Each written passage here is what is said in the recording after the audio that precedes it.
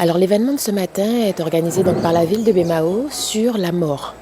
Nous avons souhaité aujourd'hui parler de la mort pour dédramatiser un petit peu cette chose qui n'est jamais agréable et pour personne.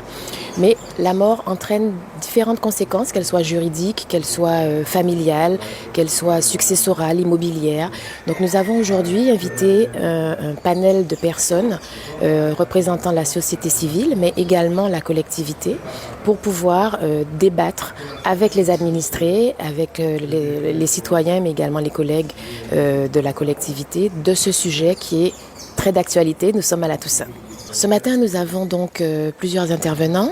Nous avons un psychologue, M. Hérol Nuissier, qui a fait un petit état de comment la mort est perçue chez nous, en Guadeloupe, et ses difficultés. Nous avons un intervenant d'une société de pompes funèbres qui va parler de tout ce qui est son quotidien. Depuis son plus jeune âge, il est dans le métier. Donc comment ça se passe quand on arrive aux pompes funèbres? Quelles sont les différentes formalités qu'il faut effectuer pour pouvoir enterrer son défunt? La première difficulté face à la mort, c'est l'aspect un peu de l'insoutenable ou de l'inacceptable. On a le sentiment que c'est pas possible. On sait bien que c'est possible.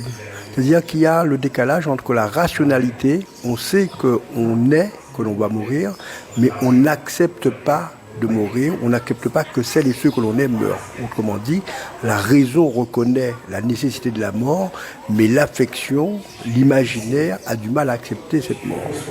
La difficulté aussi que l'on a, c'est par rapport à la question au sentiment un peu d'injustice.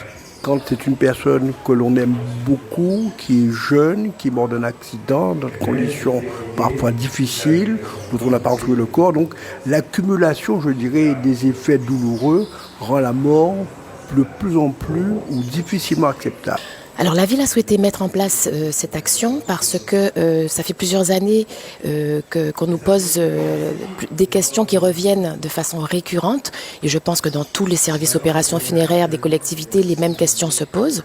Donc nous avons décidé donc de mettre en place cette matinée d'information. La première action à mettre en place, c'est qu'il y ait une rencontre entre les personnes proches, c'est-à-dire qu'il est nécessaire que la famille soit solidaire, échangent, discutent, disent ce qu'elle ressent, disent ce qu'elle vit de cette perte, de manière à ce que son émotion, son sentiment, mais aussi l'analyse de cette perte soit faite par elle, qu'elle prenne conscience de exactement ce qu'elle a perdu et l'impact sur elle. Et les questions principales posées par les administrés sont, alors par rapport au cimetière, comment